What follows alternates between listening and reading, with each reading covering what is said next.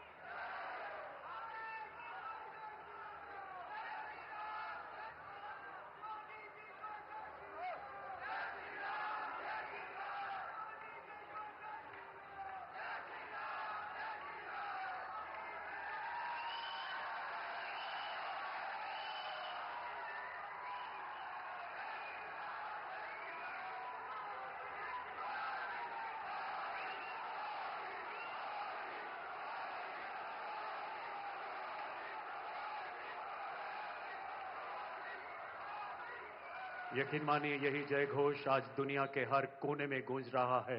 देवी और सज्जनों, बाबा साहब को अपना प्रेरणा स्रोत मानने वाले हमारे माननीय प्रधानमंत्री जी ने भारतीय संविधान के लोकतांत्रिक आदर्शों की ध्वजा को विश्व के पटल पर ऊंचा और ऊंचा किया है।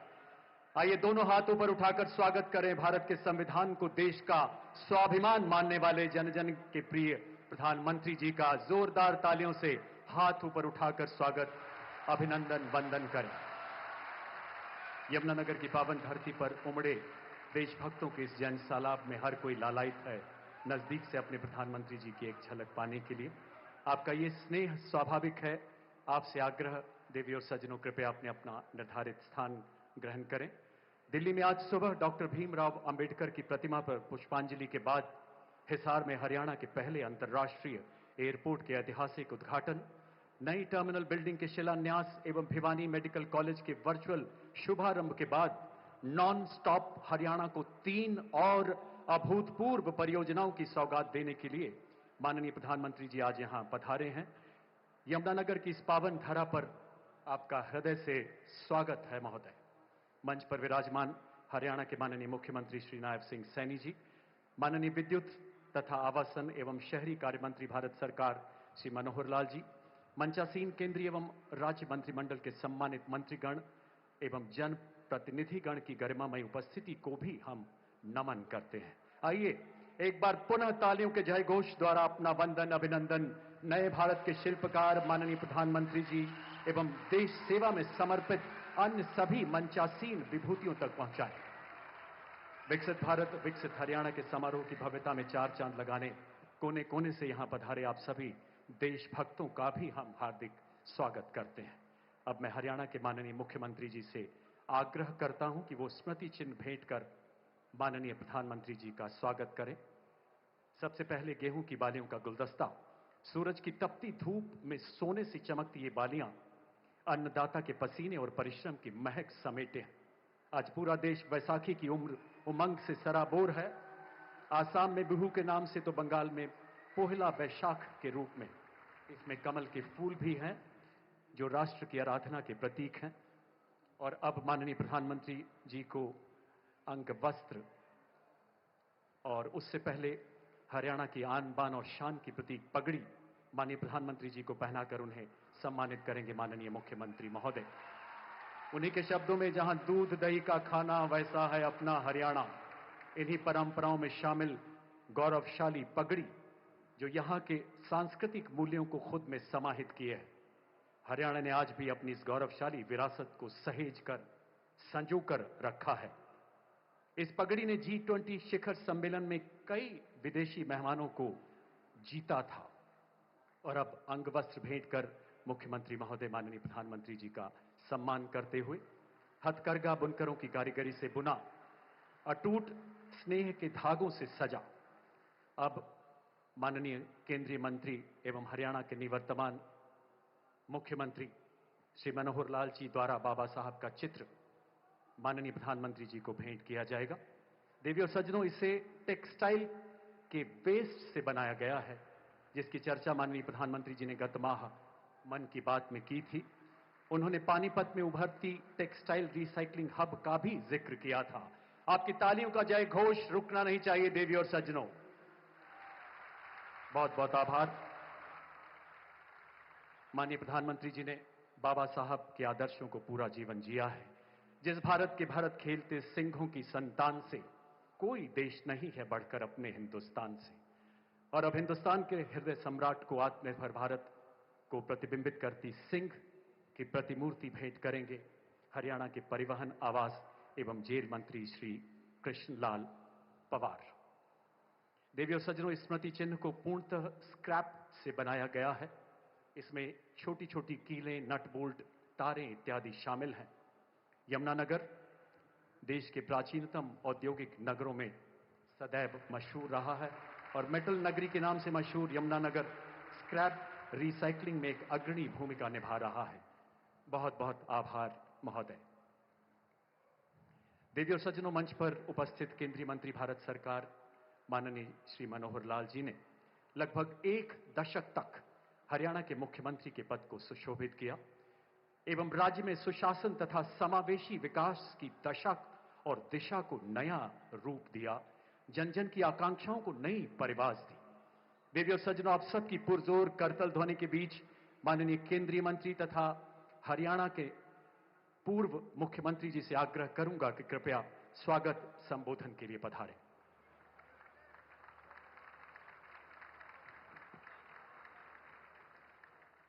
भारत माता की, भारत माता की।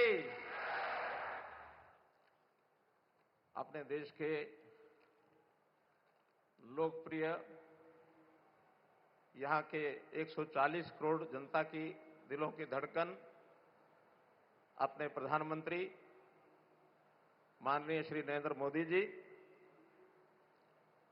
मंच पर उपस्थित अपने इस प्रदेश के मुख्यमंत्री, युवा और संघर्षशील साथी श्री नायब सिंह सैनी जी,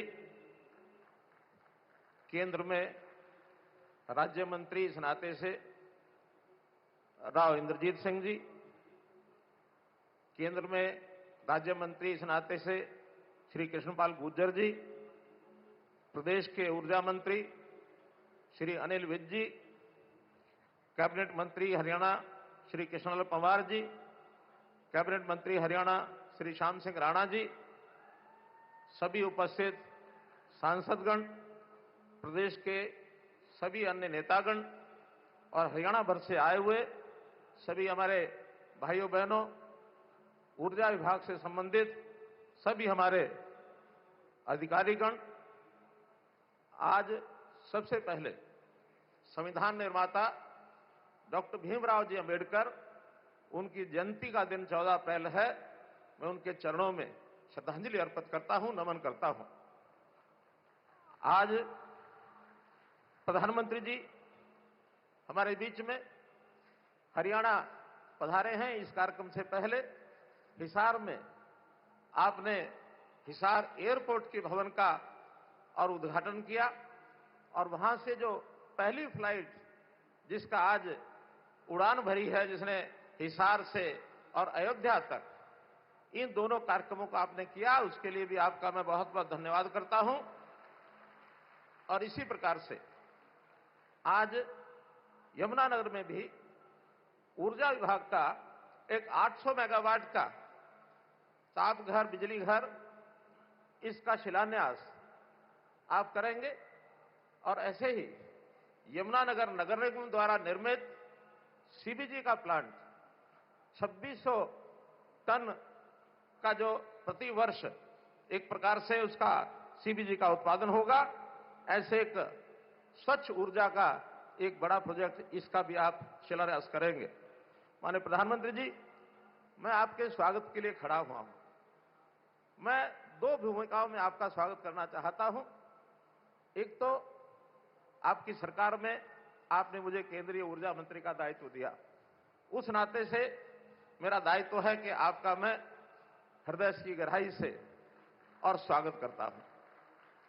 और इसके साथ ही क्योंकि हरियाणा की धरती को मैं नमन करते हुए 10 वर्ष हरियाणा की सेवा मुख्यमंत्री के रूप में की है। ये हरियाणा का परिवार, इस परिवार का सदस्य होने के नाते मैं हरियाणा की जनता की ओर से भी आपका बहुत बहुत स्वागत करता हूं, अभिनंदन करता हूं। जैसा यमुनानगर ये स्थान, इस स्थान के बारे में भी मैं इतना बताना चाहूंगा कि ये स्थान मेरे लिए भी बहुत महत्वपूर्ण है। यमुना नदी की गोद में बसा हुआ ये, यानी यमुना नदी की गोद में बसा हुआ ये यमुनानगर शहर, और इस शहर के मेरे सामाजिक जीवन के यौवन काल के 6 वर्ष मैंने यहां लगाए हैं। यहां आकर के मुझे एक परिवार के नाते इस धरती से जुड़े होने का भी एक गौरव प्राप्त है, अनुभूति मुझे होती है। और यही नहीं, आपका भी लगातार हरियाणा के साथ जो प्रेम रहा है, आपकी भी संगठनात्मक तौर पर इस हरियाणा की भूमि के साथ विशेष संबंध, ये आपकी कर्मभूमि रही है। और ये प्यार इस बात को दर्शा रहा है कि पिछले 2014 से लेकर अब तक आप सब प्रदेशों में जाते हैं, लेकिन हरियाणा आपको इसलिए याद रखता है कि हरियाणा में आप 13 बार सरकारी काम से और 11 बार गैर सरकारी अर्थात चुनावी दौरे आपने किए। 24 दौरे इससे पहले हो चुके हैं। आज ये 25वां दौरा 10 साल के अंदर है। मैं समझता हूं हरियाणा प्रदेश को आप प्यार करते हैं और बदले में हरियाणा की जनता भी आपको श्रद्धा और सम्मान के साथ देखते हुए आपको प्यार करती है। इसलिए मैं आपका बहुत बहुत स्वागत करता हूं। आज जो सौगात आप देने जा रहे हैं, जो ये तापघर बिजली घर, ये 800 मेगावाट का, इससे पहले भी 600 मेगावाट के 2 प्लांट यहां चलते हैं। लेकिन ऊर्जा की बढ़ती आवश्यकता को देख करके ये जो तीसरा प्लांट आज इसका शिलान्यास हो रहा है, इसका अपने आप में बहुत महत्व है। हम आपके कहे अनुसार, जैसा सबको प्रेरणा आपसे मिलती है कि इस देश को कैसे 2047 तक, जब देश को आजाद हुए 100 वर्ष हो जाएंगे, तो ये देश विकसित भारत के नाम से जाना जाए, विकसित देशों की श्रेणी में आ जाए, ये अपना बड़ा लक्ष्य है। और यदि विकसित भारत को हमको बनाना है, तो निश्चित रूप से यहाँ की आर्थिकी, यहाँ का उद्योग, रोजगार, ये सब काम आगे हमको बढ़ाने हैं। और उसमें जो आवश्यक तत्व है, उद्योग हो या अन्य अपने जितने भी काम हैं, ऊर्जा जो है उसका एक आवश्यक तत्व है। ऊर्जा की डिमांड, उसकी मांग लगातार बढ़ती जा रही है। जैसा 2014 से लेकर इस समय तक 249 मेगावाट 2014 में बिजली अपने देश में थी गीगावाट, और अब वो 466 गीगावाट इस समय बिजली का उत्पादन हो रहा है, अर्थात 87% वृद्धि आपके इस कार्यकाल में पिछले 11 वर्ष में हुई है। और यही नहीं, आने वाले 2031-32 तक जो लक्ष्य रखा गया है वो 874 गीगावाट का ये लक्ष्य रखा गया है। और इस ऊर्जा में चाहे वो हाइडल हो, थर्मल हो, सौर ऊर्जा हो, पवन ऊर्जा हो, न्यूक्लियर ऊर्जा हो, कई प्रकार के ऊर्जा के ये सारे साधन, ऐसे प्रकल्प, ऐसे प्रोजेक्ट्स, ऐसी योजनाएं, ये सब लगातार हम आगे बढ़ा रहे हैं। और इनको बढ़ाने के बाद निश्चित रूप से ऊर्जा के जो टारगेट है, इसको हम पूरा करेंगे। और पूरा करने के बाद इस देश की जो ऊर्जा की स्थिति है, अगर मैं दुनिया भर के देशों को देखता हूं, याद करता हूं, तो सबसे ज्यादा ऊर्जा का उत्पादन आज चाइना में है, दूसरे नंबर पर यूएस में है, और हमारे लिए सौभाग्य की बात है कि उनके मुकाबले में तीसरे नंबर पर ऊर्जा का उत्पादन होता है तो भारतवर्ष में होता है। मित्रों, तो हम इस गति को पकड़े हुए हैं और एक दिन दुनिया में सिरमौर देश के नाते से हम आगे बढ़ने का संकल्प करते हैं। इसी प्रकार से हरियाणा के अंदर हमारी जो ऊर्जा का काम 2485 मेगावाट अभी ऊर्जा हमारे उत्पादन होती है। 800 मेगावाट का इस तापघर बनने के बाद ये 3285 मेगावाट हो जाएगी। और यही नहीं, यहां की सरकार ने अपने सामने अपनी जो मांग रखी है कि 2400 मेगावाट इसके अतिरिक्त इस प्रकार के तापघरों की योजना बनाने की है। अब ये अलग बात है कि वो हरियाणा की धरती पर बने या जहां पिट हेड्स हैं, पिट हेड्स के ऊपर इस प्रकार के 3 बड़े प्लांट लगाए जाएं। ये जैसा आपका आदेश होगा उस हिसाब से उसको हम आगे बढ़ाएंगे। इसके साथ ही पहला प्लांट सीबीजी का, क्योंकि आपने 2023-24 के बजट में गोवर्धन योजना के अंतर्गत शहरी क्षेत्रों में सीबीजी के प्लांट लगाने की का एक योजना बनाई थी, बताई थी। अभी हरियाणा का पहला सीबीजी का प्लांट छछरौली के गांव में 10 एकड़ जमीन के ऊपर 90 करोड़ रुपए की लागत से इस प्लांट का आज शिलान्यास होने जा रहा है। मैं नगर निगम यमुनानगर को भी बहुत बधाई देता हूं कि उन्होंने इस प्लांट को और एक चरितार्थ करके आगे बढ़ाया है। प्रति वर्ष 45,000 मीट्रिक टन नगरपालिका का जो ठोस अपशिष्ट है, सॉलिड वेस्ट है, वो इसमें उपयोग होगा और साथ ही 36,000 मीट्रिक टन गाय के गोबर का भी इसमें उपयोग कर पाएंगे और इस प्रकार से एक स्वच्छ ऊर्जा इसका जो स्रोत सीबीजी होगा, ये भी यातायात के लिए अर्थात सीएनजी के नाते से इसका उपयोग कर पाएंगे। वाहनों में सीएनजी के नाते से वाहन चलते हैं। ऐसे ही आग जलाने की जगह जैसे हमारा रसोई गैस है, एलपीजी है अथवा पाइपलाइन नेचुरल गैस है, पीएनजी है, इससे भी इस सीबीजी के बनने के बाद उसकी आपूर्ति होगी और एक बहुत बड़ा लाभ इसका आर्थिक तौर पर भी होगा और साथ ही इसके कारण से 7,800 मीट्रिक टन कार्बन डाइऑक्साइड का जो एमिशन है, उस एमिशन को हम कम कर पाएंगे क्योंकि दुनिया में आज सब लोगों की चिंता ये है कि हम कैसे कार्बन डाइऑक्साइड एमिशन को कम करें। तो इस प्रकार के इस प्रोजेक्ट का भी अपने आप में एक लाभ होने वाला है। आज आप हिसार के चाहे प्रोजेक्ट हों अथवा यहाँ के प्रोजेक्ट हों, उद्घाटन शिलान्यास के इस अवसर पर हरियाणा को आपने जो सौगातें दी हैं, उसके लिए मैं बहुत बहुत आपका आभार प्रकट करता हूं, बहुत बहुत धन्यवाद करता हूं। धन्यवाद। आपके ऊर्जावान उद्बोधन के लिए भारत के ऊर्जा मंत्री जी बहुत बहुत धन्यवाद। आज जिन परियोजनाओं का शिलान्यास हो रहा है, उनको परिकल्पित करने में आपने अतुलनीय भूमिका निभाई है। पुनः बहुत बहुत आभार महोदय। देवी और सज्जनों, देश के यशस्वी प्रधानमंत्री जी की प्रखर प्रेरणा से माननीय मुख्यमंत्री श्री नायब सिंह सैनी जी के कुशल नेतृत्व में हमारा नॉन स्टॉप हरियाणा नित नई बुलंदियों की ओर अग्रसर है। आपकी तालियों के उद्घोष के बीच माननीय मुख्यमंत्री जी से आग्रह, कृपया अपने संबोधन के लिए पधारें माननीय श्री नायब सिंह सैनी जी।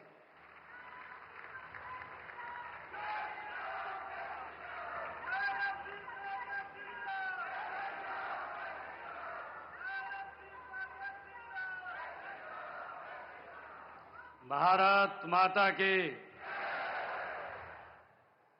भाई, दुनिया के सबसे लोकप्रिय नेता भारत के यशस्वी प्रधानमंत्री आपके बीच में बैठे हैं, हरियाणा के बीच में बैठे हैं।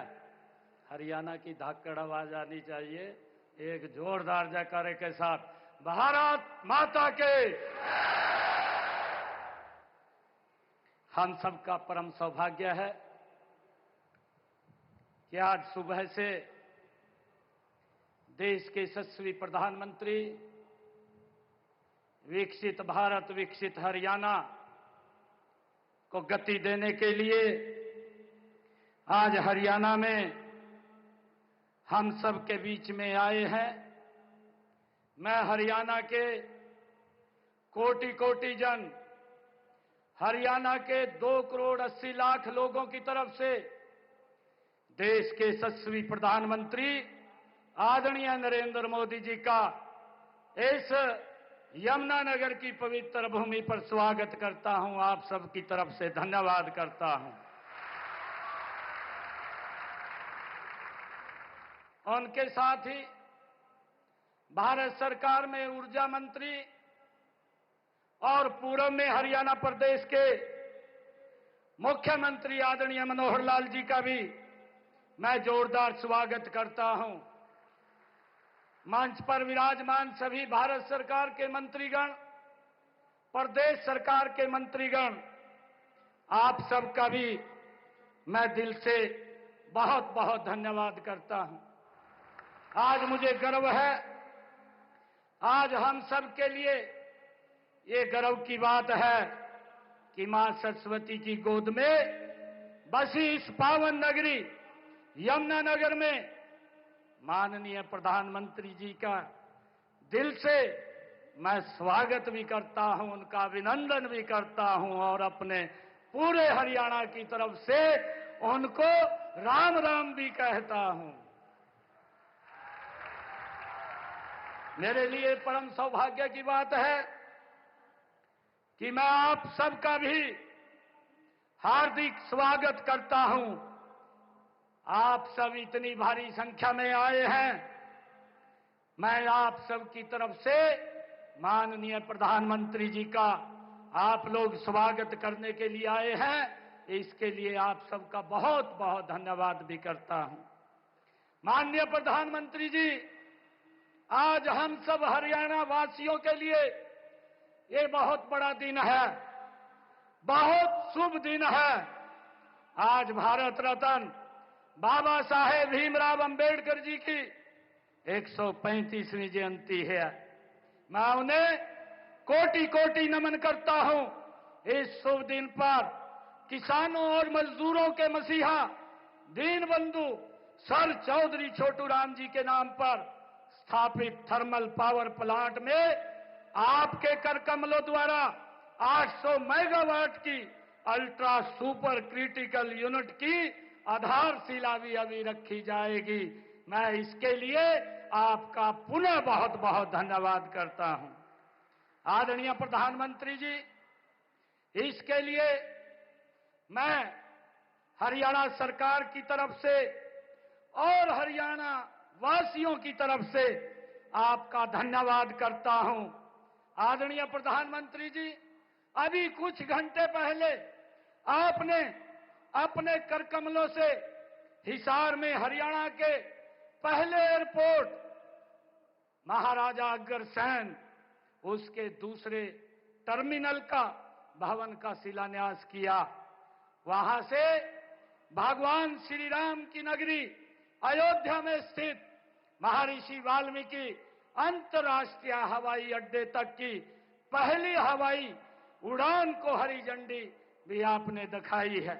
करोड़ों देशवासियों के अयोध्या में राम मंदिर के सांझे सपने को भी माननीय प्रधानमंत्री जी आपने ही पूरा किया है।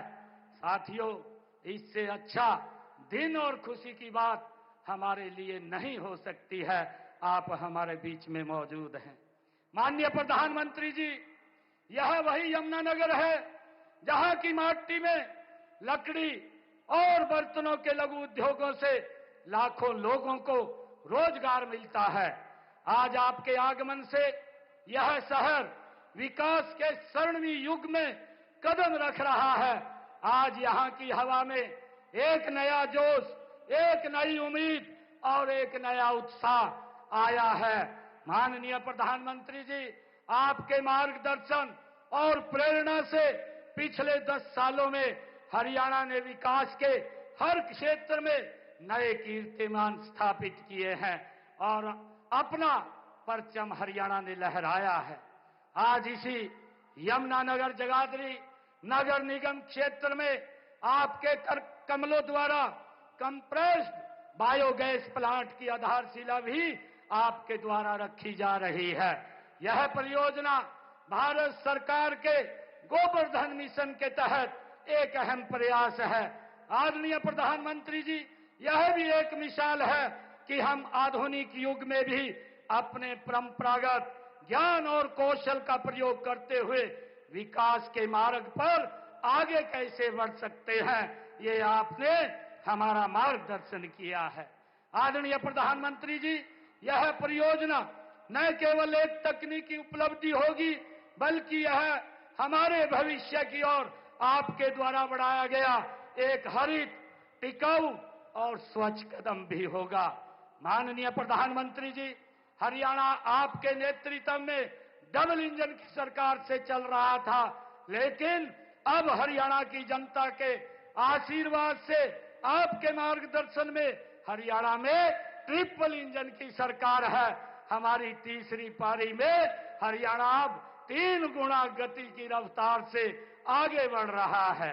माननीय प्रधानमंत्री जी, आपके कुशल और आपके विजन से आज हरियाणा को ऐसा कोई जिला नहीं जहां से कोई नेशनल हाईवे न गुजरता हो, ऐसा कोई शहर, गांव, गली या कस्बा नहीं जिसकी कनेक्टिविटी जिला मुख्यालय से न हो।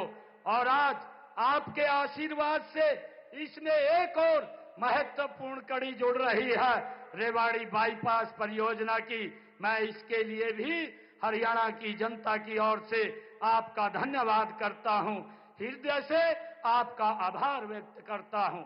आदरणीय प्रधानमंत्री जी, हरियाणा ने पिछले 10 सालों में हर क्षेत्र में अलग अलग उपलब्धियां हासिल की है, अपनी एक अलग पहचान बनाई है, अपनी एक अलग जगह बनाई है। माननीय प्रधानमंत्री जी, आपने ऊर्जा को राजनीति से हटकर राष्ट्र नीति में बदला है। आज हरियाणा में बिजली के क्षेत्र में क्रांतिकारी बदलाव आया है। पिछले 10 वर्षों में हमारे बिजली उपकरणों का घाटा 30% से घटकर केवल 10.4% रह गया है। यह चमत्कार संभव हो पाया है आपके द्वारा शुरू की गई उदय स्कीम से ये संभव हो पाया है। हाल ही में जारी वर्ष 2023-24 की राष्ट्रीय रैंकिंग में मुझे खुशी है आपको बताते हुए, हमारा हरियाणा का उत्तर हरियाणा बिजली वितरण निगम ने पूरे देश में प्रथम स्थान प्राप्त किया है। इतना ही नहीं, पूरे देश में दूसरा स्थान हमारे दक्षिणी हरियाणा बिजली वितरण निगम को मिला है। हमारे राज्य के लिए यह एक ऐतिहासिक उपलब्धि है। माननीय प्रधानमंत्री जी, हमारे पूर्व में मुख्यमंत्री श्री मनोहर लाल जी ने हरियाणा में हमारा गांव जगमग गांव योजना के तहत 24 घंटे बिजली देने का प्रावधान हरियाणा में किया है। मुझे गर्व है कि आज 5,870 गांव में 24 घंटे बिजली की आपूर्ति की जा रही है। बाकी बचे 1,366 गांव को इस योजना का लाभ लेने के लिए प्रोत्साहित करने के लिए शीघ्र ही हम एक नई स्कीम शुरू करेंगे। माननीय प्रधानमंत्री जी, हरियाणा आपको अपना मानता है, अपना समझता है और हक से माननीय प्रधानमंत्री जी आपसे अपनी बात कहता है। जब आप पीछे चुनाव के दौरान हरियाणा में आए थे, तब आपने हरियाणा की सेवा करने के लिए जनता से आशीर्वाद मांगा था। माननीय प्रधानमंत्री जी, हरियाणा के लोगों ने तीसरी बार ऐतिहासिक और पूर्ण बहुमत की सरकार का आशीर्वाद देकर बता दिया है कि हरियाणा के लोग आपके साथ हैं, आपकी नीति के साथ हैं, आपकी नीयत के साथ हैं और आपके नेतृत्व के साथ हैं। आपके विकसित भारत के संकल्प के साथ हरियाणा है।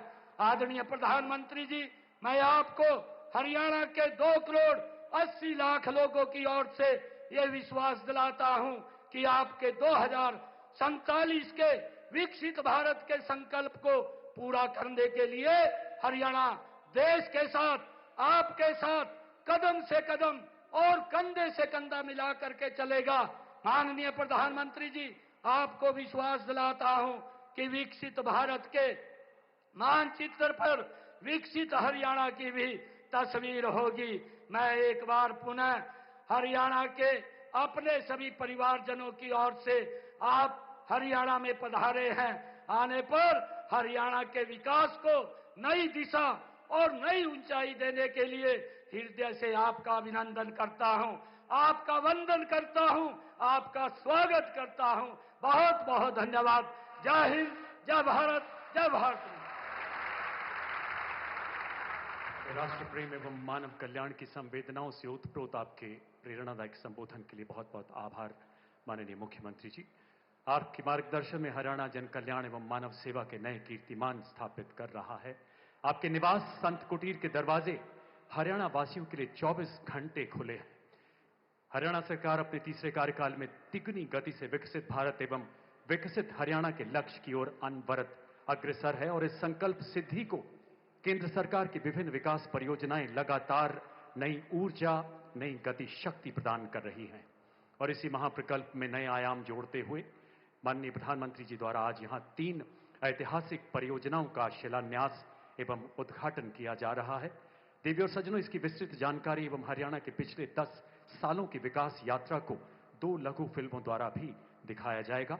आप सबकी करतल ध्वनि के जय घोष के बीच माननीय प्रधानमंत्री जी से निवेदन, कृपया रिमोट का बटन दबाकर इन प्रकल्पों का शिलान्यास एवं उद्घाटन करें। माननीय प्रधानमंत्री महोदय।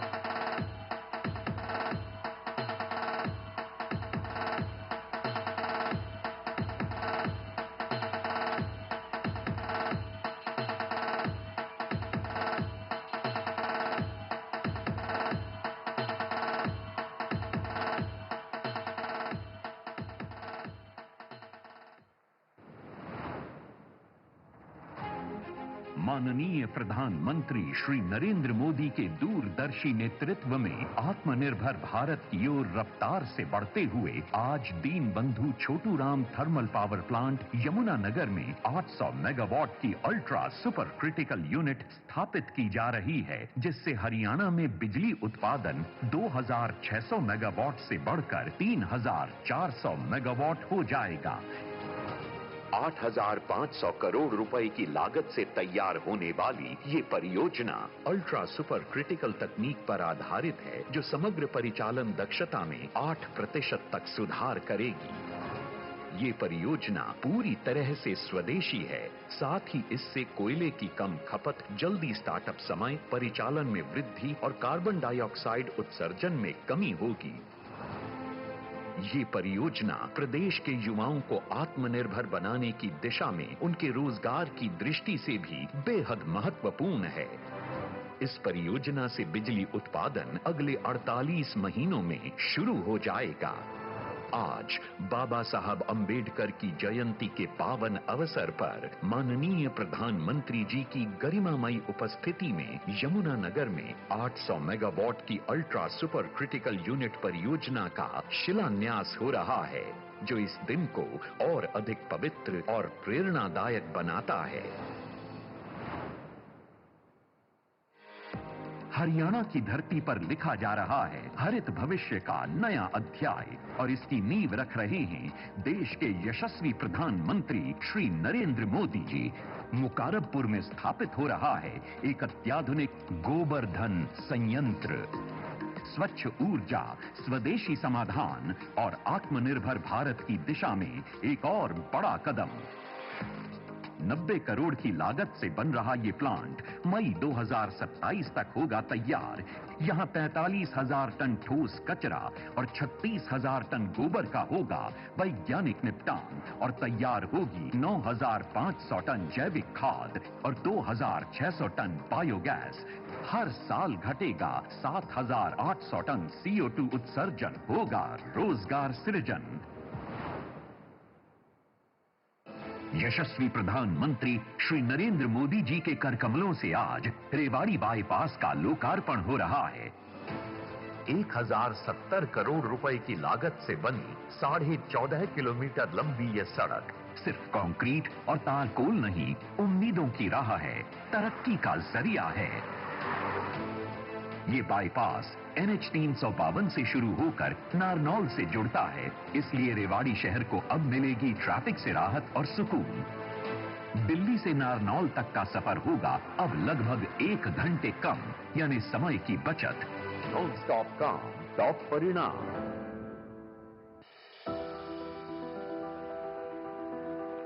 2014 है जब इतिहास में रचा गया एक नया अध्याय। शपथ लेता हूं कि विधि द्वारा स्थापित भारत के एक ऐसे नए युग का आरंभ हुआ जहां सबका साथ, सबका विकास और सबका विश्वास ने लिखी व्यवस्था परिवर्तन गाथा। ये बेमिसाल उपलब्धियां ही थी जिस कारण हरियाणा की जनता ने 2024 में लगातार तीसरी बार भारी जन समर्थन देकर यशस्वी प्रधानमंत्री श्री नरेंद्र मोदी के विजन और समर्पण पर अपनी मोहर लगा दी। साथियों, चुनाव के दौरान आप सभी माताओं बहनों ने नारा दिया था, म्हारा हरियाणा, नॉनस्टॉप हरियाणा। उस नारे को हम सभी ने अपना संकल्प बना दिया। मुख्यमंत्री श्री नायब सिंह सैनी की अगुवाई में स्थानीय निकाय चुनावों में भी जोरदार जीत, और हरियाणा की ट्रिपल इंजन सरकार इस बात का प्रमाण है कि अगर जन सेवा की भावना मन में हो तो एक सशक्त और समृद्ध हरियाणा का सपना साकार होकर रहेगा। साथियों, अगर नीति, नियत और नेतृत्व सही हो तो समाज में भी परिवर्तन आता है और देश में भी आता है। 10 वर्ष अपार हर्ष, और नव उत्कर्ष की तर्ज पर प्रधानमंत्री श्री नरेंद्र मोदी और मौजूदा केंद्रीय मंत्री एवं पूर्व मुख्यमंत्री श्री मनोहर लाल की नीतियों से पहचान पत्र के जरिए स्वाभिमान के साथ घर बैठे 52 लाख परिवारों को योजनाओं और सेवाओं का लाभ मिलने लगा है। 60 विभागों की 819 सेवाएं ऑनलाइन उपलब्ध हैं। दफ्तर और दरखास्त का चक्कर हुआ खत्म। अंत्योदय परिवारों का हुआ उत्थान। सरकारी नौकरियों में पर्ची खर्ची के सिस्टम पर लगा full stop. Online transfer system. किसानों की सभी फसलें बिना किसी झंझट के बिकती हैं एमएसपी पर और फसल खरीद का पैसा सीधा खाते में। हरियाणा बना है खेलों का पावर हाउस। आयुष्मान भारत चिरायु योजना ने दिया सुकून। हर जिले में बन रहा है मेडिकल कॉलेज। महिला सशक्तिकरण की मिसाल बना हरियाणा। हर घर नल से जल। 2014 से पहले राज्य में बिजली के लिए मचता था हाहाकार। आज म्हारा गांव जगमग गांव योजना के तहत लगभग 6000 गांवों में 24 घंटे बिजली आपूर्ति हो रही है। प्रदेश में शैक्षणिक विकास को मिली है एक नई गति। सामाजिक सुरक्षा पेंशन 2014 के मुकाबले आज 3 गुना 3000 रुपए मासिक कर दी गई। बीते 10 साल में हरियाणा नॉन स्टॉप विकास के कारण बदलावों का साक्षी बना और ये यात्रा नॉन स्टॉप जारी है क्योंकि यहां है ट्रिपल इंजन सरकार, तिगुनी रफ्तार। बहुत बहुत आभार महोदय। आइए जोरदार तालियों से अभिवादन करें इन अलौकिक पलों का। 10 वर्ष अपार हर्ष, नव उत्कर्ष। पिछले 10 सालों में देश उन्नति और उत्थान की ऐसी गौरव गाथा रच रहा है जो युगों युगों तक देशवासियों को प्रेरित करेगी। इस नवजागरण के प्रणेता नए भारत के शिल्पी को सुनने के लिए आज दुनिया का हर अंतर्राष्ट्रीय मंच प्रतीक्षारत रहता है। देवियों और सज्जनों, शिवालिक की पर्वत श्रृंखलाओं के उस पार तक जाती आपकी तालियों के गूंज के साथ आइए माननीय प्रधानमंत्री जी से आग्रह करें कि अपने आशीर्वचनों से हमारा मार्गदर्शन करें, अपने ओजस्वी उद्बोधन से हमें अनुग्रहित करें। माननीय प्रधानमंत्री महोदय।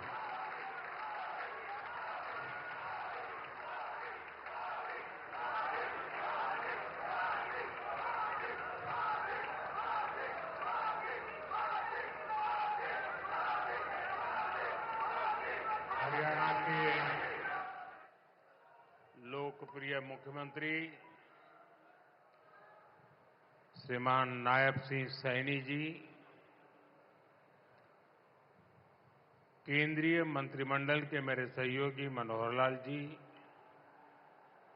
राव इंद्रजीत सिंह जी, कृष्णपाल जी, हरियाणा सरकार के मंत्रीगण, सांसद और विधायकगण और मेरे प्यारे भाई और बहनों, हरियाणा के मेरे भाई बहनन मोदी की राम राम।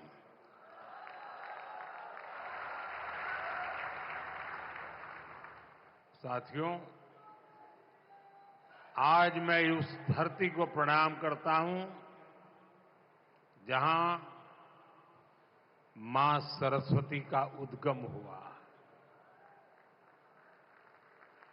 जहां मंत्रा देवी विराजती है, जहां पंचमुखी हनुमान जी है, जहां कपाल मोचन साहब का आशीर्वाद है, जहां संस्कृति, श्रद्धा और समर्पण की त्रिवेणी बहती है। आज बाबा साहब आंबेडकर जी की 135वीं जयंती भी है। मैं सभी देशवासियों को अंबेडकर जयंती की बहुत बहुत शुभकामनाएं देता हूं।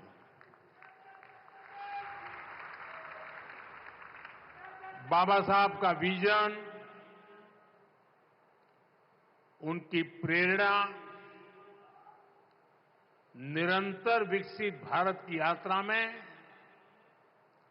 हमें दिशा दिखा रही है। साथियों,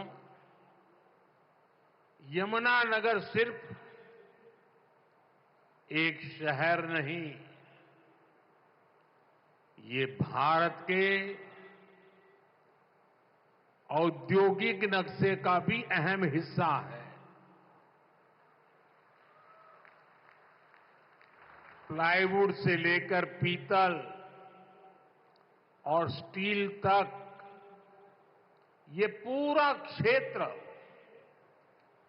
भारत की अर्थव्यवस्था को मजबूती देता है। कपाल मोचन मेला, ऋषि वेदव्यास की तपोभूमि और गुरु गोविंद सिंह जी की एक प्रकार से शस्त्र भूमि। साथियों, ये अपने आप में एक गरिमा बढ़ाने वाली बात है। और यमुनानगर के साथ तो जैसे अभी मनोहर लाल जी बता रहे थे, सैनी जी बता रहे थे, मेरी कई पुरानी यादें जुड़ी हुई हैं। जब मैं हरियाणा का प्रभारी था तो पंचकुला से यहां आना जाना लगा रहता था। यहां काफी सारे पुराने कार्यकर्ताओं के साथ मुझे काम करने का अवसर मिला है। ऐसे कर्मठ कार्यकर्ताओं की परंपरा आज भी चल रही है। साथियों, हरियाणा लगातार तीसरी बार डबल इंजन सरकार के विकास की डबल रफ्तार को देख रहा है। और अब तो सैनी जी कह रहे हैं ट्रिपल सरकार। विकसित भारत के लिए विकसित हरियाणा, ये हमारा संकल्प है। इस संकल्प की सिद्धि के लिए, हरियाणा के लोगों की सेवा के लिए, यहां के युवाओं के सपनों को पूरा करने के लिए हम ज्यादा स्पीड से, ज्यादा बड़े स्केल पर काम करते रहते हैं। आज यहां शुरू हुई विकास परियोजनाएं, ये भी इसी का जीता जागता उदाहरण है। मैं हरियाणा के लोगों को इस विकास परियोजनाओं के लिए बहुत बहुत बधाई देता हूं। साथियों, मुझे गर्व है कि हमारी सरकार बाबा साहब के विचारों को आगे बढ़ाते हुए चल रही है। बाबा साहब आंबेडकर ने उद्योगों के विकास को सामाजिक न्याय का मार्ग बताया था। बाबा साहब ने भारत में छोटी जोतों की समस्या को पहचाना था। बाबा साहब कहते थे कि दलितों के पास खेती के लिए पर्याप्त जमीन नहीं है, इसलिए दलितों को उद्योगों से सबसे अधिक फायदा होगा। बाबा साहब का विजन था कि उद्योगों से दलितों को ज्यादा रोजगार मिलेंगे और उनका जीवन स्तर ऊपर उठेगा। भारत में औद्योगिकीकरण की दिशा में बाबा साहब ने देश के पहले उद्योग मंत्री डॉक्टर श्यामा प्रसाद मुखर्जी के साथ मिलकर काम किया था। साथियों, औद्योगिकरण और मैन्युफैक्चरिंग के इस तालमेल को दीनबंधु चौधरी छोटू राम जी ने भी गांव की समृद्धि का आधार माना था। वो कहते थे, गांवों में सच्ची समृद्धि तब आएगी जब किसान खेती के साथ साथ छोटे उद्योगों के माध्यम से भी अपनी आय बढ़ाएगा। गांव और किसान के लिए जीवन खपाने वाले चौधरी चरण सिंह जी की सोच भी इससे अलग नहीं थी। चौधरी साहब कहते थे, औद्योगिक विकास को कृषि का पूरक होना चाहिए। दोनों हमारी अर्थव्यवस्था के स्तंभ हैं। साथियों, मेक इन इंडिया के, आत्मनिर्भर भारत के मूल में भी यही भावना है, यही विचार है, यही प्रेरणा है। इसलिए हमारी सरकार भारत में मैन्युफैक्चरिंग पर इतना बल दे रही है। इस वर्ष के बजट में हमने मिशन मैन्युफैक्चरिंग की घोषणा की है। इसका मकसद है कि दलित, पिछड़े, शोषित, वंचित नौजवानों को ज्यादा से ज्यादा रोजगार मिले, नौजवानों को जरूरी ट्रेनिंग मिले, व्यापार कारोबार का खर्चा कम हो, एमएसएमई सेक्टर को मजबूती मिले, उद्योगों को टेक्नोलॉजी का लाभ मिले और हमारे उत्पाद दुनिया में सबसे बेहतरीन हो। इन सारे लक्ष्यों को प्राप्त करने के लिए बहुत जरूरी है कि देश में बिजली की कोई कमी न हो। हमें एनर्जी में भी आत्मनिर्भर होना ही होगा। इसलिए आज का ये कार्यक्रम बहुत अहम है। आज Deenbandhu Chaudhary Chhoturam thermal power plant की तीसरी इकाई का काम शुरू हुआ है। इसका फायदा यमुनानगर को होगा, उद्योगों को होगा। भारत में जितना औद्योगिक विकास, जैसे प्लाईवुड बनता है, उसका आधा तो यमुनानगर में होता है। यहां एल्यूमिनियम, कॉपर और पित्तल के बर्तनों की मैन्युफैक्चरिंग बड़े पैमाने पर होती है। यहीं से पेट्रोकेमिकल प्लांट के उपकरण दुनिया के कई देशों में भेजे जाते हैं। बिजली का उत्पादन बढ़ने से इन सभी को फायदा होगा। यहां मिशन मैन्युफैक्चरिंग को मदद मिलेगी। साथियों, विकसित भारत के निर्माण में बिजली की बहुत बड़ी भूमिका होने वाली है और हमारी सरकार बिजली की उपलब्धता बढ़ाने के लिए चौतरफा काम कर रही है।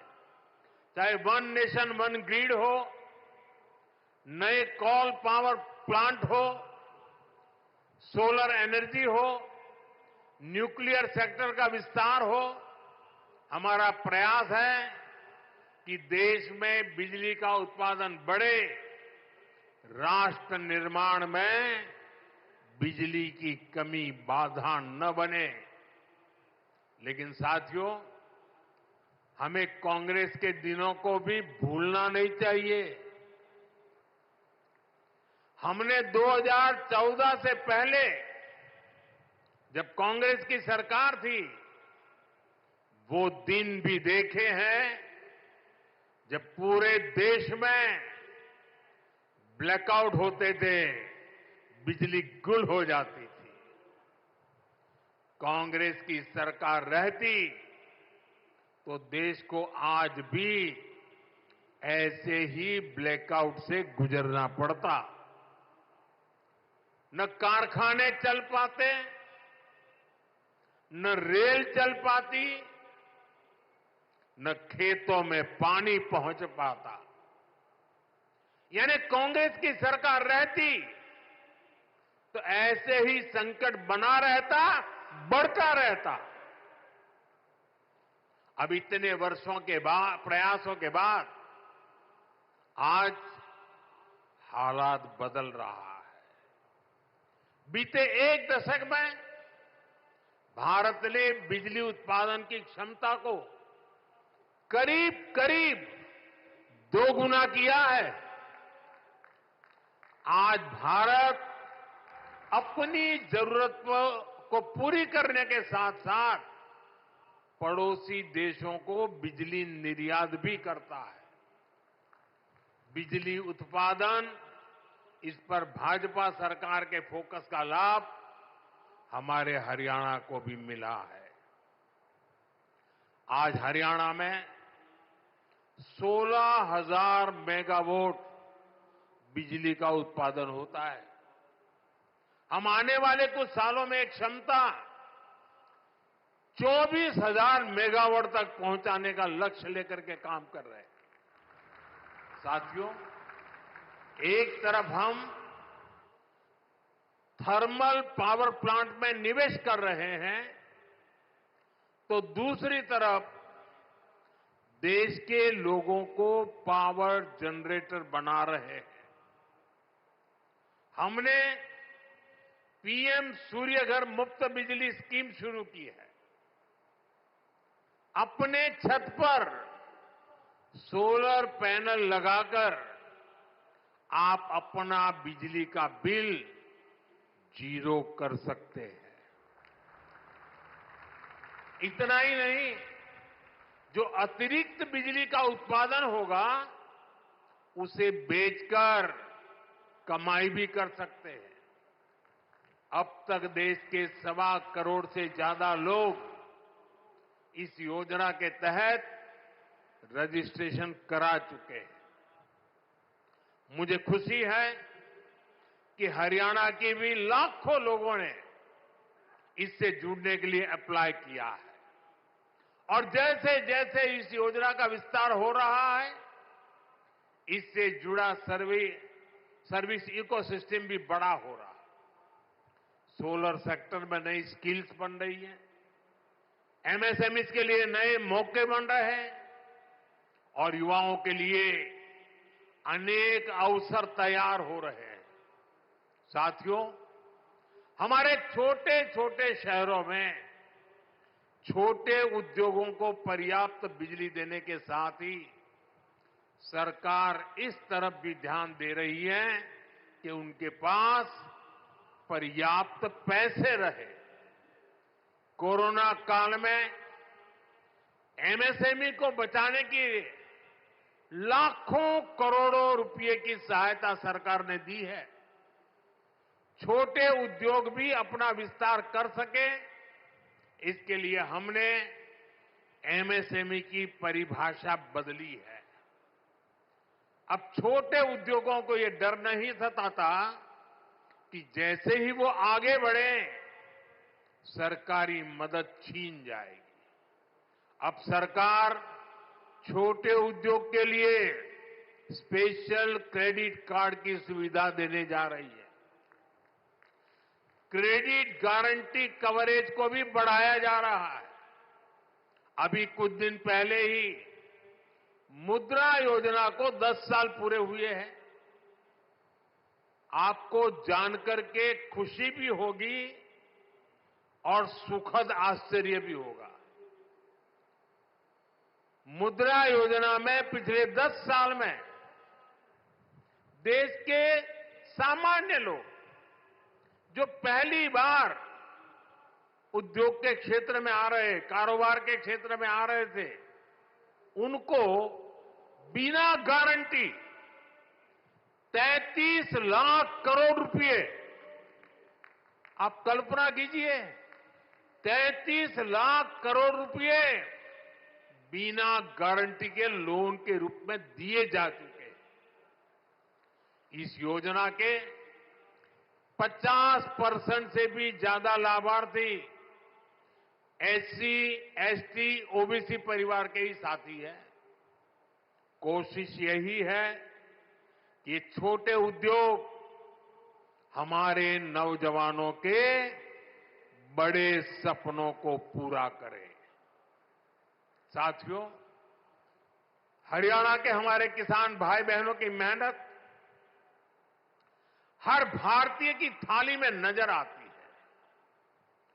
भाजपा की डबल इंजन की सरकार किसानों के दुख सुख की सबसे बड़ी साथी है। हमारा प्रयास है कि हरियाणा के किसानों का सामर्थ्य बढ़े। हरियाणा की भाजपा सरकार अब राज्य की 24 फसलों को एमएसपी पर खरीदती है। हरियाणा के लाखों किसानों को पीएम फसल बीमा योजना का लाभ भी मिला है। इस योजना के तहत लगभग 9,000 करोड़ रुपए से ज्यादा के क्लेम दिए गए हैं। इसी तरह पीएम किसान सम्मान निधि से 6,500 करोड़ रुपए हरियाणा के किसानों के जेब में गए हैं। साथियों, हरियाणा सरकार ने अंग्रेजों के जमाने से चले आ रहे आबियाना को भी खत्म कर दिया है। अब आपको नहर के पानी पर टैक्स भी नहीं देना पड़ेगा और आबियाने का जो 130 करोड़ रुपए से ज्यादा का बकाया था वो भी माफ हो गया है। साथियों, डबल इंजन सरकार के प्रयासों से किसानों को, पशुपालकों को आय के नए साधन मिल रहे हैं। गोवर्धन योजना, इसे किसानों के कचरे के निपटारे और उससे आय का अवसर मिल रहा है।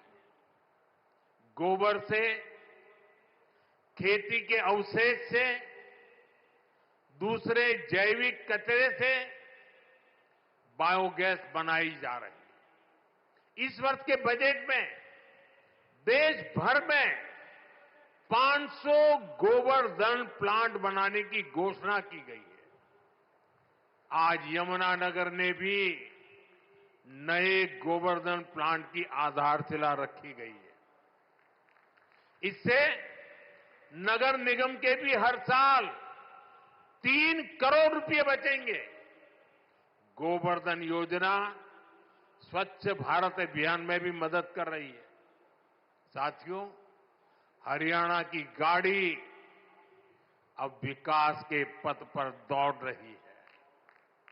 यहां आने से पहले मुझे हिसार में लोगों के बीच जाने का अवसर मिला। वहां से अयोध्या धाम के लिए सीधी हवाई सेवा शुरू हुई है। आज रेवाड़ी के लोगों को बाईपास की सौगात भी मिली है।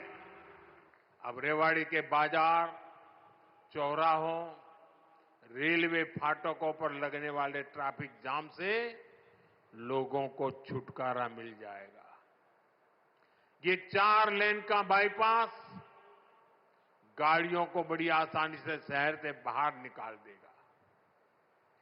दिल्ली से नारनौल की यात्रा में 1 घंटा समय कम लगेगा। मैं आपको इसकी बधाई देता हूं। साथियों, हमारे लिए राजनीति सत्ता सुख का नहीं, सेवा का माध्यम है। जनता की भी सेवा का माध्यम और देश की सेवा का भी माध्यम। इसलिए भाजपा जो कहती है उसे डंके की चोट पर करती भी है। हरियाणा में तीसरी बार सरकार बनने के बाद हम लगातार आपसे किए वायदे पूरे कर रहे हैं, लेकिन कांग्रेस शासित राज्यों में क्या हो रहा है? जनता से पूरा विश्वासघात। पड़ोस में देखिए, हिमाचल में जनता कितनी परेशान है। विकास के, जन कल्याण के सारे काम ठप पड़े हैं। कर्नाटका में बिजली से लेकर दूध तक, बस किराए से लेकर बीज तक, हर चीज महंगी हो रही है। मैं सोशल मीडिया पर देख रहा था, कर्नाटका में कांग्रेस सरकार ने जो महंगाई बढ़ाई है, भांति भांति के टैक्स लगाए हैं। सोशल मीडिया में लोगों ने बड़ा आर्टिकुलेट किया है और उन्होंने कहा है, और ए टू जेड पूरी एबीसीडी और हर अक्षर के साथ कैसे कैसे उन्होंने टैक्स बढ़ाए, उसका ए टू जेड पूरा लिस्ट बना करके एक कर्नाटक की कांग्रेस सरकार की पोल खोल के रखी है। खुद वहां के मुख्यमंत्री के करीबी कहते हैं कि कांग्रेस ने कर्नाटका को करप्शन में नंबर 1 बना दिया। साथियों, तेलंगाना की कांग्रेस सरकार भी जनता से किए वादे भूल गई है। वहां कांग्रेस, वहां की सरकार जंगलों पर बुलडोजर चलवाने में व्यस्त है। प्रकृति को नुकसान, जानवरों को खतरा, यही है कांग्रेस की कार्यशैली।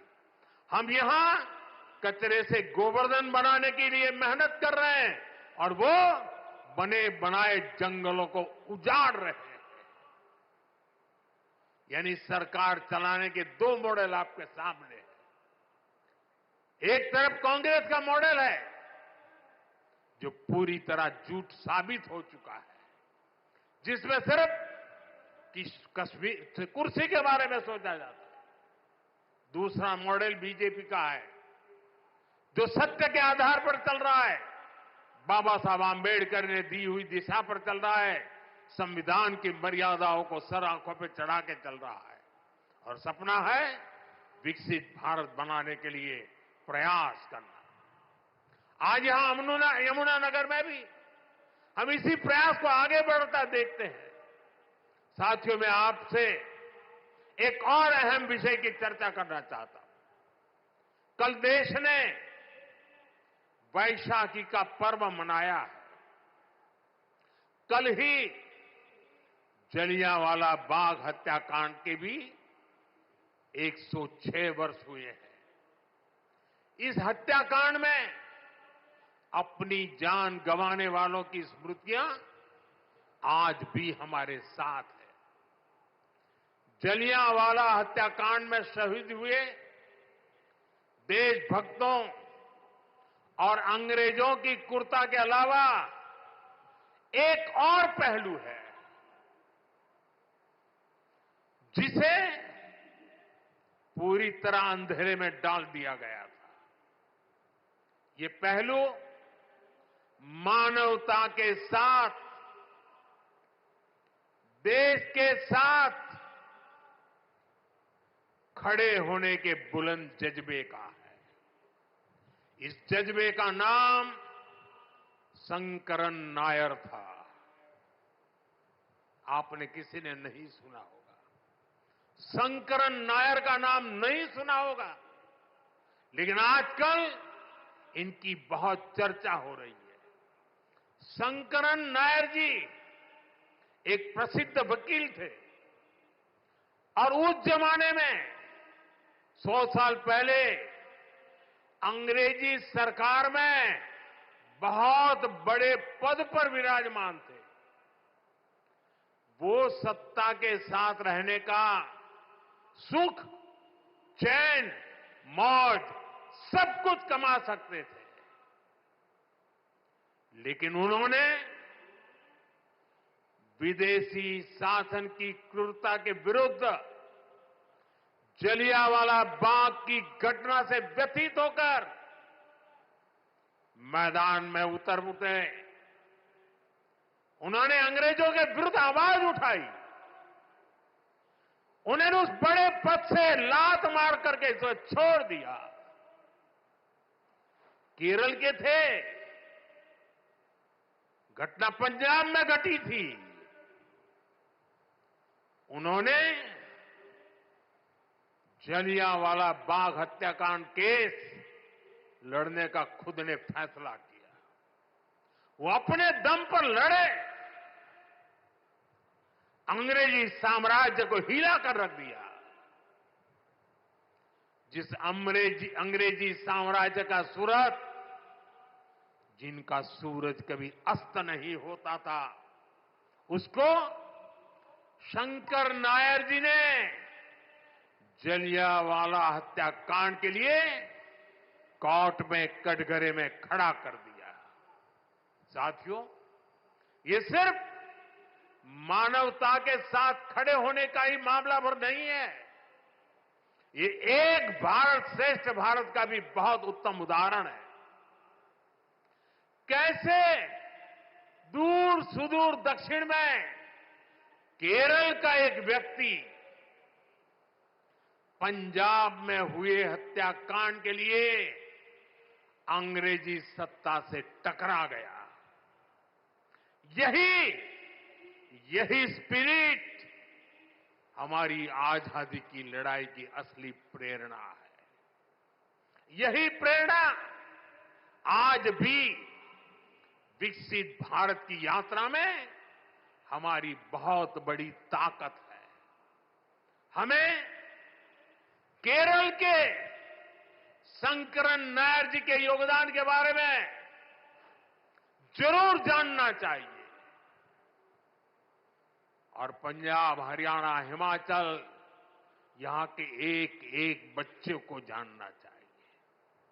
साथियों, गरीब, किसान, नौजवान और नारी शक्ति, इन चारों स्तंभों को सशक्त करने के लिए डबल इंजन सरकार निरंतर काम कर रही है। हम सभी के प्रयासों से हरियाणा जरूर विकसित होगा। मैं अपनी आंखों से देख रहा हूं, हरियाणा फलेगा, फूलेगा, देश का नाम रोशन करेगा।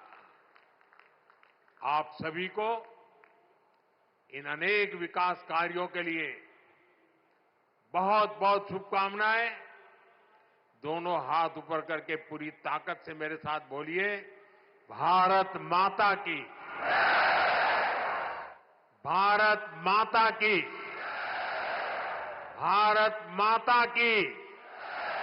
बहुत बहुत धन्यवाद।